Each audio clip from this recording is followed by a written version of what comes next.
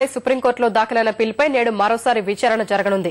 దాడులు అరికట్టడంలో కేంద్రం ఎలాంటి చర్యలు తీసుకుందో తెలపాలని న్యాయస్థానం ఆదేశించింది.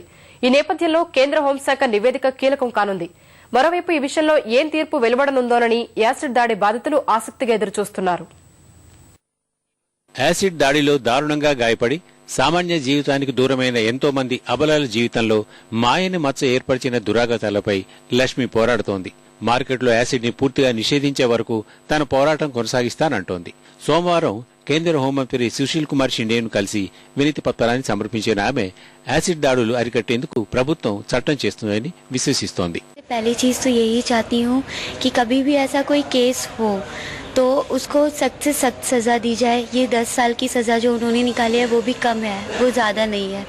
दूसरी चीज़ ये जो पिटीशन डाल रहे हैं हम लोग, अगर जो सेल हो रहा है एसिड वो बैन नहीं हो सकता है, तो ऐसा कुछ शॉप्स बनाई जाए जो रजिस्टर्ड हो। 15 ఏళ్ల ప్రాయంలో కొంతమంది దుండగులు లక్ష్మిపై యాసిడ్ దాడి చేశారు. ఆ గాయం తాలూకు మచ్చను ఆమె అంత త్వరగా మర్చిపోలేదు. ఇది లక్ష్మి ఒక్కదాని సమస్య కాదు. ఎంతో మంది మహిళల జీవితంలో ఇలాంటి అగాధాలు ఉన్నాయి. దేశంలో ఈ ఏడాదికి 1000 మంది యాసిడ్ దాడికి గురవుతున్నారు. అందుకే ఆమె స్టాప్ యాసిడ్ అటాక్ పేరిట బాధితులందరినీ ఏకం చేసేందుకు సిద్ధమైంది. దీని ముఖ్యోద్దేశం మార్కెట్లో సులువుగా లభించే యాసిడ్ ని నిషేధించాలి. లేని పక్షంలో ప్రభుత్వం మీద దాని విక్రయాన్ని క్రమబద్ధీకరించాలి. యాసిడ్ దాడులు నానాటికి పెరిగిపోతున్నాయంటే కారణం అది అందరికీ అందుబాటులో ఉండటమే అనేది వీరి వాదన. कुछ भी कोई जल्दबाजी में किस तरह की पॉलिसी बनाई गई या क्या पॉलिसी बनाई भी गई है या नहीं है, क्योंकि हमारा अधिकार है उनसे पूछना कि भाई कल सुप्रीम कोर्ट में आप क्या कहेंगे, क्यों एसिड सेल अब तक नहीं रुक रही है, क्यों उसके बाद भी लड़कियां जलाई जा रही हैं, और उसके ऐसी बहुत सारी लड़कियां जिनका उसके बाद एसिड अटैक हुआ है, और अगर तब 7 साल पहले बात मान ली गई होती तो शायद वो अटैक्स हम रोक सकते थे।